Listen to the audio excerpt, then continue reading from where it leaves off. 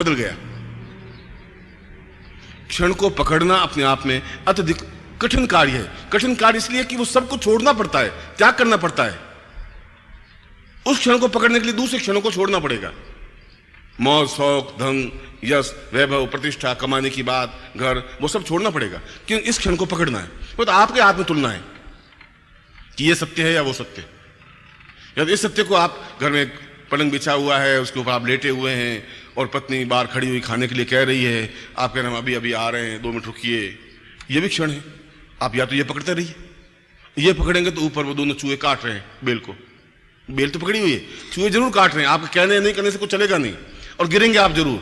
गिरेंगे तो नीचे सर बैठा हुआ काल बैठा है, आपको खा जाएगा। ये भी सत्य ही है, इसको आप निगलेक्ट नहीं कर सकते। मगर यह भी सत्य है कि उस क्षण विशेष में आप किसी को पकड़ लिए और मृत्यु और माम अमृतम गमय, उस मृत्यु जहां मृत्यु की ओर जा रहे हैं, मृत्यु और माम अमृतम गमय, वापस पलट जाएं और अमृत के रास्ते पर निकल जाएं। ये तो आपके हाथ में, यह भी सत्य है। इसके माध्यम से जीवन की पूर्णता प्राप्त की जा सकती है। शायद इसके माध्यम से भी जीवन की पूर्णता मिले, क्योंकि आपकी पूर्णता की परिभाषा अलग होगी, मेरी पूर्णता की परिभाषा अलग है। आपकी पूर्णता की परिभाषा अलग है कि चलो आज हमने उस हनुमान जी को डुबोया और 200 रुपये मिल गए, उसकी पूर्णता की परिभाषा उतनी है। बस आप 200 रुपये जेब में हो गए, सही है। 200 का मतलब है 6,000 रुपये महीना, 6,000 3,000 तनख्वाह, 9,000 में थे। बस वो गणित उसकी जगह सही है, वो अपनी जगह सही है, आप अपनी जगह सही हैं, मैं अपनी जगह सही हूं। अब जहां तुम्हारा मेरा कोई क्षण मिलेगा, तब आप उस मृत्यु के रास्ते से पलटेंगे। हो सके पलटे, हो सके नहीं पलटे। आपके पिताजी के जीवन में ऐसा कोई गुरु नहीं मिला और चले गए उस मृत्यु और मृत्यु के रास्ते पर। आपके दादाजी चले गए, ना आप रोक पाए ना समाज रोक पाया, उनको उस जगह जाकर लेटना ही पड़ा। हो सकता है आप लेटें भी और नहीं भी लेटें, क्योंकि आपके पास तो क्षण है अभी। उस क्षण को बदल सकते हैं, परिवर्तन कर सकते हैं। होना चाहिए चैलेंज, होना चाहिए समर्पण, होना चाहिए एकदम से समुद्र में कूदने की क्षमता, चैलेंज का भाव। बिना चैलेंज के तो कुछ मिल ही नहीं सकता, संभव नहीं है।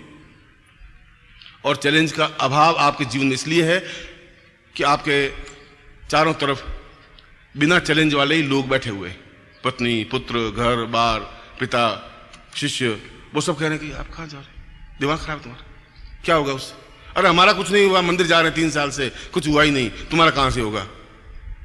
और तुम भी सोच रहे हो कि चलो वापिस उस पिंजरे में, आप कैद खाने में बैठे हैं, चांदी का पिंजरा बना हुआ है, आप अंदर बैठे हुए हैं और घर वाले आपको हरी मिर्च खिला रहे हैं अंदर, बोल मिट्ठू राम राम, आप राम राम बोलते हैं, मिट्ठू अच्छा है, मिट्ठू भी बहुत खुश है, हरी मिर्च मिल रही है, पैरों में पैंजनियां पहना दी आपको और खुश।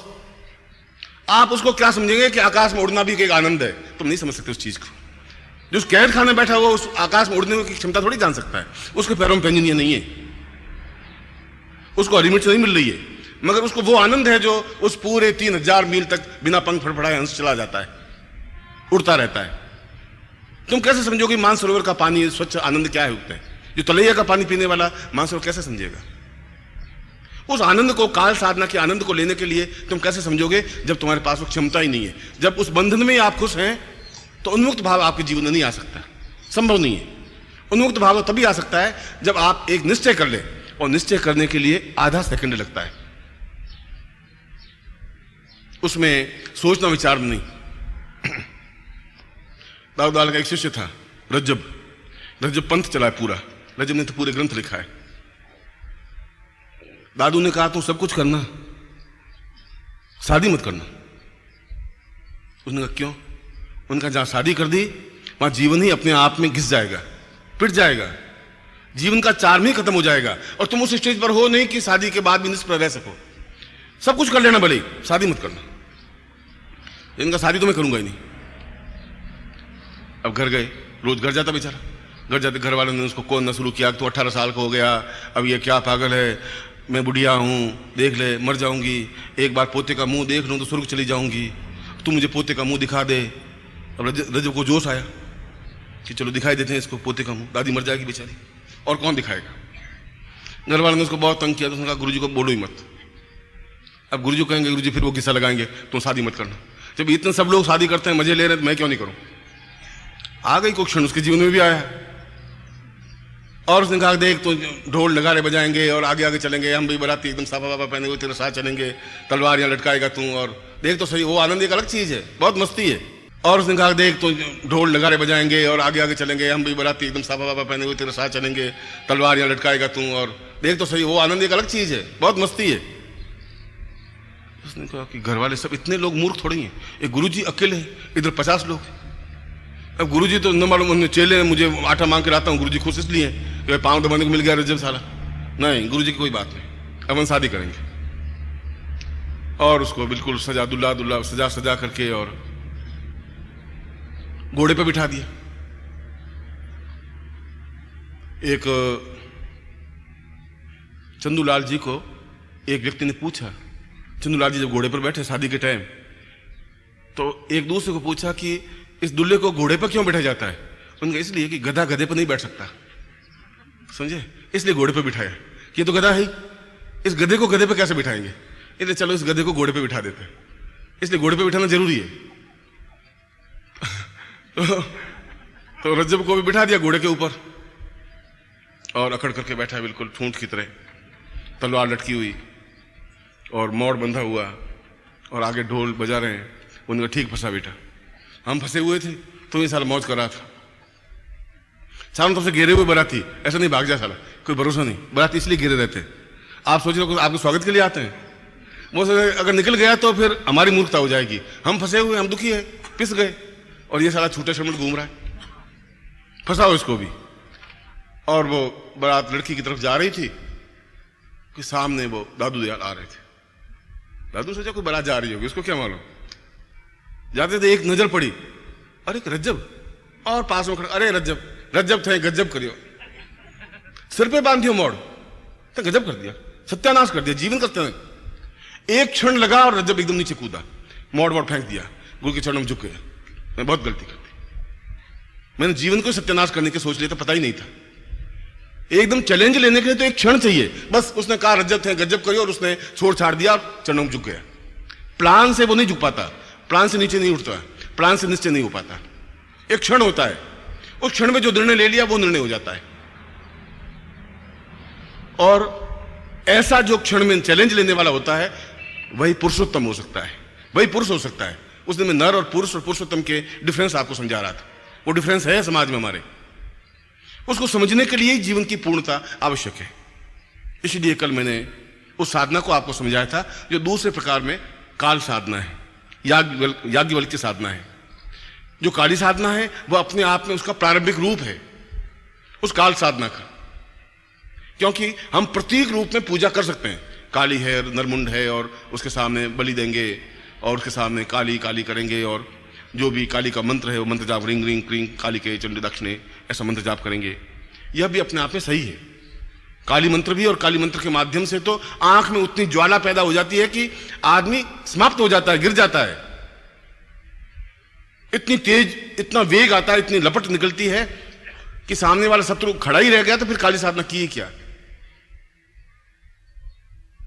मगर उसके लिए तुम्हारा धरातल उतना ऊंचाई पे पहुंचना चाहिए, आप आंख में झेलने की क्षमता होनी चाहिए उस वेग को। मैंने कई बार कहा कि आप मेरे प्रवचन के बाद जाना और सूर्य की ओर देखना थोड़ा, आप 1 सेकंड के बाद सूर्य को देख नहीं सकते, बस 1 सेकंड ज्यादा से ज्यादा पानी भर जाएगा और आंख नीचे करनी पड़ेगी, मसलना पड़ेगा। जब 1 सेकंड तक सूर्य को नहीं देख सकते और काली का या लक्ष्मी का या देवताओं का जाज्वल्यमान स्वरूप हजारों सूर्य के समान प्रकाशवान है, तो आपकी आंखें कैसे देख पाएंगी उसको? कहां आपकी आंखों में ताकत है, कैसे क्षण पहचान पाओगे? उसके लिए आपको ज्ञान चक्षु या आत्मचक्षु खोलने होंगे। ज्ञान चक्षु तो गुरु खोलेगा कि ये सही तथ्य है, ये चिंतन सही है। आत्मचक्षु अपने आप खुलेंगे, जिसके माध्यम से यदि वह प्रत्यक्ष हो भी तो आप देख सको, देखने की क्षमता आ सके, अंततः आप समाप्त हो जाएंगे। आप 1 मिनट या 60 सेकंड तक सूर्य को देखिए, 30 सेकंड देखिए। देखने का भाव आने के लिए भी आपकी उस धरातल पर होना चाहिए। जब आप उस धरातल पर नहीं है तब उस काली को आप प्रत्यक्ष कैसे देख पाएंगे? उस धरातल पर पहुंचने के लिए कई क्रियाएं हैं, कल भी मैंने वही समझा रहा था। इसलिए काली साधना में उस आंख में उतनी लपट उठती ही है, होती है, मगर यदि आप उसकी धारण शक्ति को ले सकें, वह तो कोई गुरु मिले आपको, वह तो कोई आप शिष्य बन सके, वह तो कोई क्षण हो जो आपके पकड़ में आए, वह जीवन अपने आप में काली के चरणों में व्यतीत हो जाए, जब काली साधना होगी तो काल साधना तो अपने आप हो जाएगी, और जब काल साधना ही हो गई तो यमराज फिर कौन सी चीज हो गई? यमराज तो वो पैरों के नीचे दबा करके बैठी है, फिर कौन सा यम हो गया? मृत्यु फिर कौन सी हो गई? वो तो हम पहले कह रहे हैं मृत्यु और माम अमृतम गमय, मृत्यु से अमृत्यु की ओर जा रहे हैं। अब मृत्यु की ओर नहीं जा रहे, इस समय जा रहे हैं, इस हम धीरे धीरे सरकते जा रहे हैं मृत्यु की ओर, और एक दिन अवश्य ही उस मृत्यु में उस ग्रास को हो ही जाएंगे। इस जीवन के चिंतन को, ये जो कुछ इन 8 या 9 दिनों में मैंने आपको बात बताई, जो तथ्य दिए, इस नवरात्रि में अगर आपको मैं केवल एक ही तथ्य देता तब भी अपने आप में ज्ञान का पूर्णता हो पाती। ज्ञान कोई तराजू में तोड़ कर नहीं दिया जाता, 5 किलो ज्ञान दिया जाए, या पुस्तक, ज्ञान की पुस्तक कोई 5 किलो की ज्यादा वैल्यूबल है और 2 पन्ने बहुत ज्यादा कमजोर हैं, ऐसा नहीं होता। 2 पन्ने अगर पन्ने कागज के हों और मंत्र लिखा हुआ सही और विधि लिखी हुई हो तो 5 करोड़ रुपए की है, और पूरा ग्रंथ और उसमें कुछ हो ही नहीं और ज्ञान कोश लिखा हुआ हो तब भी बेकार है। यदि आपको 4000 प्रवचन दिए जाएं, उस प्रवचन में कोई सार नहीं हो, तभी 4000 प्रवचन भी बेकार हैं। और यदि सारभूत केवल एक क्षण का भी कोई प्रवचन दे दिया जाए तब भी अपने आप में पूर्ण जाज्वल्यमान बन सकता है। वो हो यथार्थ, हो सत्य, गले उतरने वाला, एकदम पीने वाला और जीवन के चिंतन को स्पष्ट करने वाला। ऐसा जीवन कभी तुम्हारा बन सके, इसलिए उम्मीद है कि मैंने जो बीज बोए हैं शायद कभी उगेंगे। मैं किसान तो इसी उम्मीद में रहता है। किसान ऐसा तो सोचता ही नहीं कि ये सब बीज मेरे मर जाएंगे, उसको तो उम्मीद रहती है कि फसल बनेगी, जरूर बनेगी। मेरे खेत में मैंने फसल बोई है, बहुत काट काट करके पैसों को इकट्ठा करके बीज लाए हैं, अच्छे पुष्ट बीज हैं, और मैंने बिखेरे हैं और मैंने परिश्रम किया है, और ये धरती उर्वरा है, शायद बीज उगे। अगर 4 से बीज भी उग गए तो भी मेरे जीवन की सार्थकता है, क्योंकि एक बीज 100 बीजों को लेकर पैदा हो पाएगा, एक गेहूं 100 बीजों को लेकर उठा। चलिए, दर्द तो मेरा है, और कह नहीं सकता कि क्या स्थितियां बनेंगी, मगर फिर भी तुम में से कई ग्रस्त से अपने आप में तैयार हो रहे हैं, जो अलग अलग स्थानों पर अलग अलग तरह की साधनाएं कर रहे हैं, और सफल भी हो रहे हैं, असफल भी हो रहे हैं उनके धरातल पर, मगर उन्हें हिम्मत नहीं आ रही है। जो एक बार जुड़ गया है वो अलग नहीं हो पा रहा है, ये मैंने देखा है। इतना मुझे एहसास होने लगा है कि चाहे कैसी भी स्थितियां आ जाती हैं, जिस रूप में भी मुझे स्मरण किया, जिस रूप में भी मेरे टच हुए हैं, जिस रूप में भी मुझे अपने आप में अतादत में किया है, वो अलग हो ही नहीं पा रहे हैं। चाहे मैं मिलूं चाहे नहीं मिलूं, चाहे दिन भर ऑफिस के बाहर बैठे रहेंगे, चाहे मैं 8 घंटे बाद ऑफिस खोलूं, तब भी उनकी थकावट नहीं है। बहुत, आप दूसरी जगह जाके बैठ जाइए, कहीं अपने घर पे जाके 15 मिनट, तो 20 मिनट बाद जैसे पांव खड़खड़ाने लगेंगे कि अब चलो बाद में कब मिल लेंगे इनसे, कोई ऐसी बात नहीं। यहाँ पर 6 घंटे बैठ जाते हैं। एक इच्छा रहती है, कभी मैं आपको डांटता हूँ, कभी फटकारता हूँ, कभी हल्की बात कह देता हूँ, तो आप सहन करते रहते हैं। तो उसके बावजूद भी आपके मेरे संबंधों में, मधुरता में, प्रेम में, अटैचमेंट में कमी नहीं आ रही। जो 20 साल पहले थे उनका भी प्रेम उतना ही उर्वर है, इस बात का मुझे एहसास है। और ये इसलिए है कि उस दिन भी मैंने बताया था कि ये तुम्हारे मेरे संबंध आज के इस युग के 2-4 साल के हैं ही नहीं। ये इस बात का प्रमाण है कि 20 साल के बावजूद भी उतनी ही तरोताजगी के साथ में संबंध बने रह सकें, ये जरूर इसकी बेल काफी पुरानी होगी, काफी पीछे की ओर होगी, और वो है। और हर बार मैं तुम्हें यही बात कहता हूं जिस बार तुम्हें कह रहा हूं, हर बार कह रहा हूं कि तुम अपने जीवन को बर्बाद कर रहे हो। तुम समझ रहे हो तुम जीवन सार्थक कर रहे हो, मैं कह रहा हूं तुम्हारा जीवन ही बर्बाद हो रहा है। इसमें खाना पीना और सोना, और इससे तो जीवन नहीं बन सकता, ऐसा तो कोई भी जीवन जी लेगा। तुम्हारे पास एक तथ्य है, ज्ञान है, चिंतन है, एक व्यक्ति है, एक अष्टावक्र है, एक गुरु है। तुम उसको लेकर के उस जगह पर पहुंच सकते हो जो अपने आप में अमृत्यु है, अमृत है, जो अपने पूर्णता है, जहां पूर्णमदः पूर्णमिदम् कहा गया है। तुम पहुंच सकते हो, तुम्हारे पास टाइम है, जीवन का पड़ाव है। और इसीलिए अगर इस बार भी आप नहीं मानेंगे तो फिर अगले जीवन में फिर जन्म लेना पड़ेगा आपको। लेंगे फिर 20-25 साल होंगे, फिर भटकेंगे, फिर आप मेरे पास आएंगे। कहां जाएंगे? आना तो वही है, जैसे उड़ी जहाज को पंछी पुनः जहाज पे आवे। फिर गुरुदेव गुरुदेव, अच्छा भाई आओ, ठीक किया तूने। क्या कर रहा था? कि गुरुदेव बस मैं किराने की दुकान कर रहा हूँ, शादी हो गई गुरुजी, और 3 बच्चे हो गए हैं। ये तो अच्छी उपलब्धि की बेटा, बहुत। इसके लिए तो ट्रेनिंग देने की जरूरत नहीं, गुरु के पास जाने की जरूरत नहीं थी। बच्चे पैदा करने के गुरु से थोड़ी पूछना है, वो तुम सही कर दिया काम, ये काम तो हो गया। अब गुरुदेव ये है कि दुकान चलनी चाहिए। अरे पिछली बार मना किया था कि दुकान की चिंता मत कर, मैं तुम्हें काली की बात गुरु जी काल वाल तो सब सही है गुरु जी, पर आप मेरी बात तो सुनिए पहले। फिर उसकी सुनता हूँ, हाँ भाई बोल। गुरु जी ऐसा हुआ कि मेरे पास 8,000 रुपये थे और 8,000 रुपये दुकान पे लगा दिए गुरु जी। फिर ऐसा हुआ, फिर पत्नी रोज लड़ती है गुरु जी, मैं भी लड़ता हूँ गुरु जी कभी कभी, मगर वो ज़्यादा लड़ती है गुरु जी। मैंने कहा चलो देखभाल के लाया, तो नहीं सब देखभाल के लाया, इंटरव्यू लिया, पूछा, सब बात शायद पूछी, उसमें तो ठीक ठाक थी। बाद में साड़ी बदल गई। मैं कोई बात नहीं, बदली तो ठीक हो जाएगी, अब तुम क्या करूँ, मैं क्या करूँ। उनका गुरु जी को ऐसा वशीकरण सिखा, वो ठीक हो जाएगी, बस आप फिर पत्तों पे घूमते रहेंगे।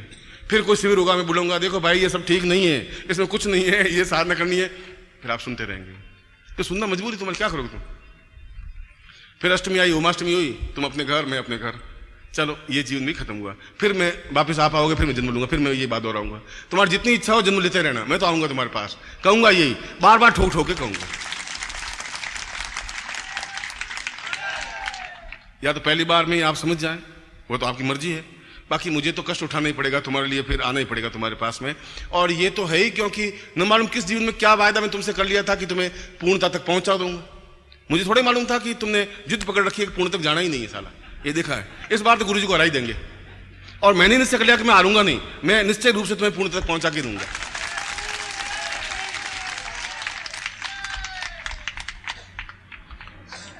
ये दोनों की जोर आजमाइश है, चलता रहेगा ये खेल, और चलना चाहिए। मुझे खुशी है कि तुम काफी मर्द आदमी हो, मजबूत हो, और संगठन शक्ति है तुम्हारे पास, सब लोग एक जैसे ही हो। तो मैं तो बेचारा अकेला पड़ गया, यहाँ बैठे बैठे करूंगा भी क्या। आप में पावर है, क्षमता है, मगर फिर भी उम्मीद लिए बैठा हूं कि ऐसा जरूर होगा। यदि मेरे शब्दों में ताकत होगी, यदि मेरी तपस्या में ताकत होगी, तो ऐसे निकल रहे हैं, अच्छे निकल रहे हैं, और आगे जाकर के सूर्य के समान देदीप्यमान बनेंगे भी, और पूर्णता तक पहुंचेंगे भी। पुरखों का खून कैसे चल सकता है। हम कायर और कमजोर बन गए, और गीदड़ बन गए, और गुलाम बन गए, देश गुलाम बन गया हमारी वजह से, क्योंकि हमने समय रहते उस शक्ति को पहचान नहीं पाए। मुसलमान आए और सोमनाथ के मंदिर को तोड़ करके चले गए, हम कुछ नहीं कर पाए। हमें एक बाबू बना करके छोड़ दिया गया, हम कुछ नहीं कर पाए। और आज भी हम गुलाम हैं, मन से डरते हैं, गली वालों से, आसपास के लोगों से, गुंडों से और दूसरे समाज के कंटकों से, क्योंकि हमारे अंदर ताकत और प्राणों का संचरण नहीं है।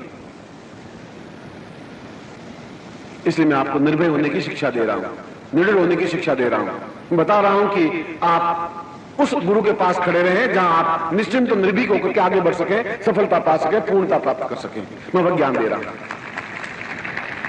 ये नहीं कहा आप गिड़गिड़ाते रहें, हाथ जोड़ते रहें देवताओं के सामने कि आप बहुत महान हैं, मेरी उद्धार कर लीजिए, मेरा उद्धार कर लीजिए। उद्धार करे या नहीं करे, करे, उनकी कृपा है। नहीं करें तो क्या करेंगे हम।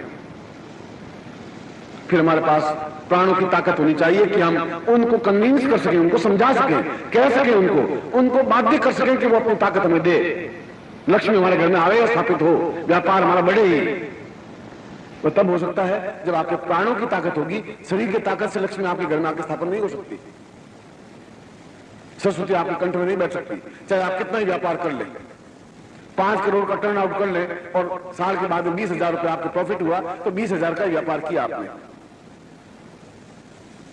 क्योंकि आपके पास दैविक शक्ति नहीं थी, आपके पास वो मंत्र नहीं था, वो चेतना नहीं थी, आपके पास कोई व्यक्ति नहीं था जिसको जाके पूछ सके कि मेरी कहां गड़बड़ है, क्या गलती है, मैं व्यापार में मेहनत करता हूं, सफलता क्यों नहीं प्राप्त हो रही है। कोई व्यक्ति रहा ही नहीं।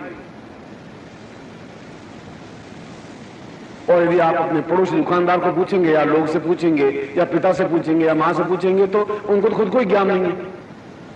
उनको खुद को ज्ञान होता तो फिर आपको ये पूछने की जरूरत ही नहीं पड़ती। वो खुद आपको समर्थवान बना सकते थे यदि उनके पास प्राणों की शक्ति होती, तो क्षमता होती थी। जैसे वो थे वैसा एक और संतान को जन्म दे दिया। इसलिए आपके जन्म अपने आप में कोई महान ऐतिहासिक घटना नहीं बनी। आप पैदा हुए, कोई देश में बहुत क्रांति नहीं पैदा हो गई, कोई नेशनल इवेंट नहीं बन पाया कि आप जन्म लिया। नेशनल इवेंट तब बनेगा जब आप कुछ ऐसा कार्य करें जो अपने आप में अद्वितीय होगा, तब देश की एक घटना बन सकेगी। और वह तब हो पाएगा जब आप निडर, निर्भीक और निश्चिंत हो सकेंगे, अपने मन में उस महाकाली को स्थापित कर सकेंगे। दूसरा, महाकाली प्रयोग के बारे में। अब मैं उस दूसरे प्रयोग को आपके सामने कर रहा हूं जो अपने आप में अत्यंत तेजस्वी, अत्यंत जरूरी और अत्यंत महत्वपूर्ण है।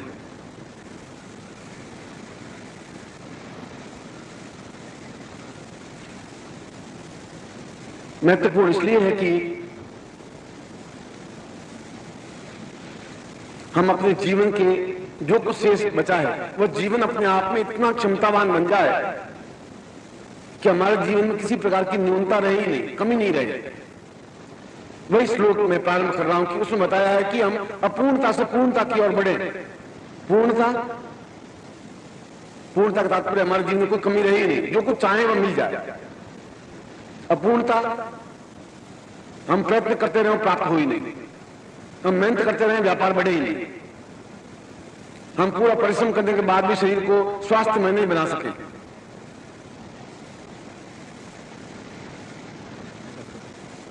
हम अपने जीवन में किसी प्रकार से न्यून नहीं रहे, अधूरे नहीं रहे। हर प्राप्ति, हर चीज हमारे हाथ में हो, हम जो कुछ चाहे प्राप्त कर सके, चाहे प्रधानमंत्री का पद हो, चाहे करोड़पति बनने की क्रिया। और ऐसा सहज संभव है क्योंकि इस युग में व्यक्ति प्रधानमंत्री बनता है। ऐसा व्यक्ति भी प्रधानमंत्री बन सकता है जो हवाई जहाज चलाना जानता था, उसको राजनीति का ज्ञान ही नहीं था, वो भी प्रधानमंत्री बन सकता है। और ऐसा व्यक्ति भी करोड़पति बन सकता है जिसको अपना पूरा सिग्नेचर लिखने नहीं आते, पूरे हस्ताक्षर पूरे नहीं करने आते। हमारे राजस्थान में एक बांगड़ कलकत्ता के बहुत बड़े बिजनेसमैन है, अरबपति हैं, और उनको सिग्नेचर आपने देखा नहीं है, पूरे लकड़ी की डंडी से जैसे बगड़ लिखते हैं, बगड़ लिखते हैं, बस खत्म। चौथा अक्षर उन्हें जिंदगी में सीखा ही नहीं। पढ़ने के लिए कि पहले दिन और पहले दिन जाकर मास्टर की खोपड़ी में वो स्लेट मार करके घर आ गए कि उन्होंने मुझे गाली दे दी इसलिए मैं नहीं पढ़ूंगा। पढ़े ही नहीं, बन गए करोड़पति, क्योंकि उनके पास शक्ति थी, शिक्षा बढ़ी नहीं रही। इसलिए कोई जरूर नहीं है कि आप एमए पास होने के बाद ही करोड़पति बन सकते हैं या बीए होने से बन सकते हैं, ये कोई जरूरी नहीं है। जरूरी है आपके पास उस अपूर्णता को पूर्णता देने की क्रिया, और उस अपूर्णता को पूर्णता देने की जो क्रिया है वो अपने आप में महाकाली साधना है जो आपके सामने में प्रस्तुत कर रहा हूं। जिसके सामने एक श्रीफल है। श्रीफल का मतलब है पूर्णता, किसी प्रकार की न्यूनता नहीं। धन, यश, मान, पद, प्रतिष्ठा, ऐश्वर्य, सुख, भोग, विलास, जो कुछ हम प्राप्त करना चाहें प्राप्त करें। क्यों कमी रखें? हम गरीब क्यों रहे, दुर्भिक्षशाली क्यों रहे, व्यापार में न्यूनता क्यों रहे, हम रोगी क्यों बने? हम सब कुछ प्राप्त करें। इसे उसके प्रतीक रूप को नारियल कहा गया है और श्रीफल कहा गया है, और उसके सामने उस यंत्र को, दोनों हाथों में उस यंत्र को लें और उसके ऊपर श्रीफल रखें। बहुत महत्वपूर्ण मंत्र है जिसके माध्यम से उस अपूर्णता से पूर्णता की क्रिया आपके शरीर में भर सकोगे। शास्त्रों में काली तंत्र है और काली तंत्र में कहा गया है क्रीम बीजम विश्वम परिस्थिति ससेच्य। क्रीम बीज अपने आप में इतना उच्च कोटि का बीज है कि संपूर्ण विश्व को अपनी मुट्ठी में दबा सकता है व्यक्ति। विश्व उसके हाथ में हो सकता है। आज मैं ज्योतिष पर कोई बोलूंगा तो पूरा ज्योतिष समुदाय पूरे भारतवर्ष का ध्यान से मेरी बात को सुनेगा, छोड़ नहीं सकता वो।